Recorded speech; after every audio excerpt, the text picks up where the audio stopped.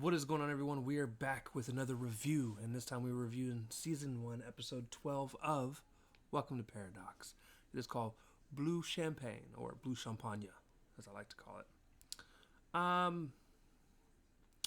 This is featuring Jennifer Copping as QM's girlfriend, Rachel Hayward as Megan Galloway, William McNamara as QM, which I feel like I've seen him somewhere before.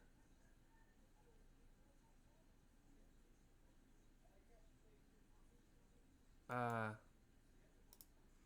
is that really what he went on to look like? No way.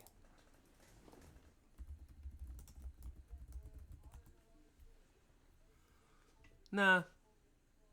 I guess he's just had some roles that make him look a little different. Okay. But yeah, I have seen him in other things. And then I believe Rachel Hayward,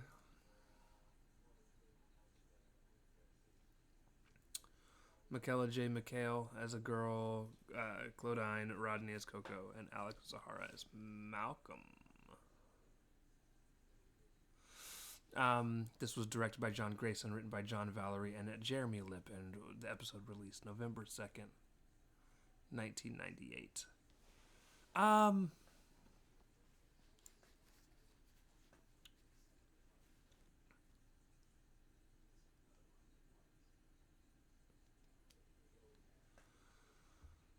so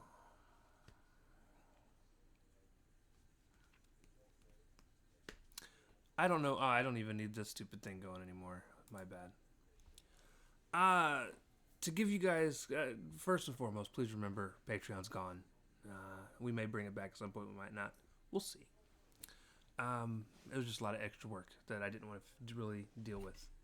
So, first and foremost, to give you kind of a rundown of how the episode went. So, in the beginning, a guy named QM is with his girlfriend, and they're sitting there talking, and she tells him to try on the Feely, which a Feely is like a VR thing where you can feel the feelings of the people that you're watching. So he goes and he watches it and accidentally feels it from the girl's point of view, right? As she's about to make out with the guy. She confronts him, though, because you do it in person. Like, you're able to watch it in person as they're recording it.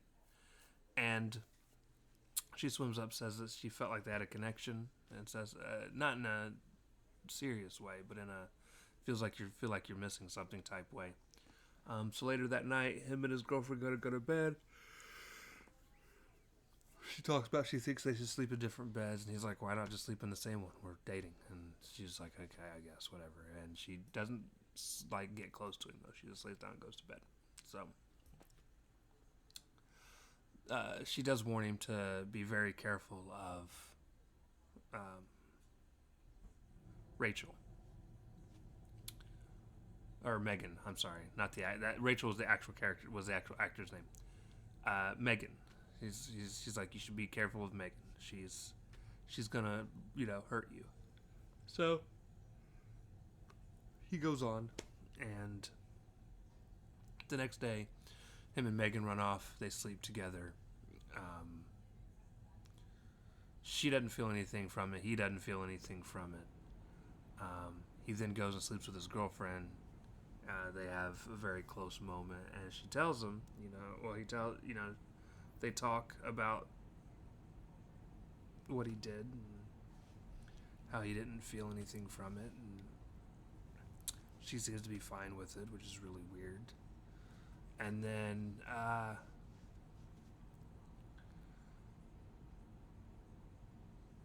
he talks to Megan, and she eventually approaches him and tells him that she quit, and whatever footage that they had recorded of them two doing it, she had them delete. She then said that she then goes on to say that she's going to look for more private work, and she wants to do other things, not sex related. She tells him, or asks him if he wants to watch the first video that she ever did with the machine on. And somewhere in between all this, by the way, or before that even happens, as they're sitting there talking as she tells him that she quit, and her machine that she's wearing starts to spaz out, and she basically goes super stiff and has to be taken to this place for the machine to be worked on. Now, while she's there, she does tell him that she had an accident that basically left her crippled, and this machine helps her walk and function like a normal human being. And he holds her hand during it. So it gets fixed. And the next day, they're sitting there. She asks if he wants to see the first video that they ever recorded with the feeling. He said yes. And it was the video of her learning to walk. He feels all the sensations, all the pain, and she stops it for a second. She's like, "You don't have to do this." He's like, "No, I do." And you can see she's getting emotional by seeing him going through what she went through. And he goes through the whole thing, the whole video. Sits up, tells her that he thinks he's fallen.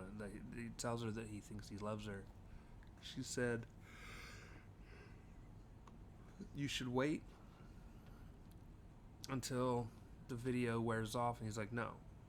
And he kisses her, and she says, "I can barely feel anything from my toes up to my chest, but that, your lips, I can feel those." And she said something about, "Let me show you how to really make love to me," or something like that. And they go do what they do. So down the line, he comes to visit while she's in work, or his ex at this point, his ex-girlfriend, basically says she's leaving during all of this, and does. They meet up for one more little get-together. Nothing crazy happens. It's just a conversation, and it's a real polite, and she tells him, she hopes everything works out for him. And so he goes to his girlfriend's house. They talk for a few minutes, and no one will work with her. Everybody wants her to do sex. That's all they want from her. With this feely on, right? Or feely thing. That's all they want. And she doesn't want to do that. However, when they talk, she said that the one feeling that they were never able to capture is love, and she has the moment where her and him fell in love captured on tape, and he doesn't want her to sell it. She's like, "I never would. Like, that's our thing." However, after she asks him to leave for a few hours because she wants to just figure out how she's going to pay for things until she can figure out how to get an actual job, because maintaining the suit's pretty expensive.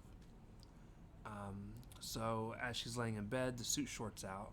She leaves a message for QM to come help her out. He doesn't get there in time before someone else comes and fixes her.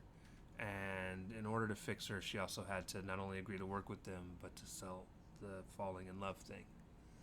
Breaks his heart.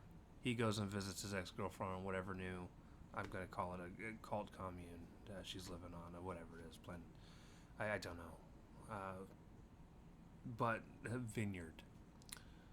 He goes to visit her. She's like, she figured you'd come see me. She called shortly after she did what she did.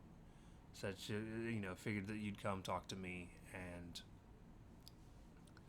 she didn't want to hurt you like that, but had to do what she had to do. And he's like, "Yeah." She's like, "And you definitely don't want to be here with me." She's like, "And I already know that." And he's like, "Yeah, but I could stay here, help work." She's like, "No, you belong in the city. You've made a name for yourself somewhere else. Go back there, you'll find someone." And so he goes back. And "Thank you. Please go somewhere else, baby. I can't feel my toes. I love you to death."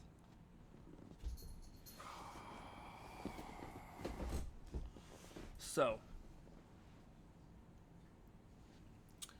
he tells her to basically, or he goes, and the last thing you see him doing is sitting on one of the bean bags with the glasses on in virtual reality, and it's him reliving the moment he fell in love with her. And that's what kills the episode for me, guys. Like, I don't mind the twist, sad, bad ending. That's what I usually look for. But this is fucking pathetic, dude. He falls in love with basically a robotic chick when he had a normal human being with him. And I say basically a robotic chick because, I mean, she can't function without this suit on. The only way she can run this suit is to run porn. Basically, emotional porn. And it's, I don't know.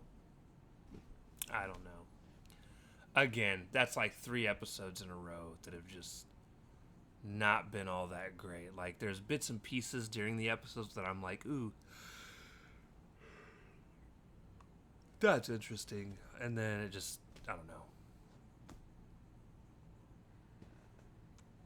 Dies, I guess. I don't know.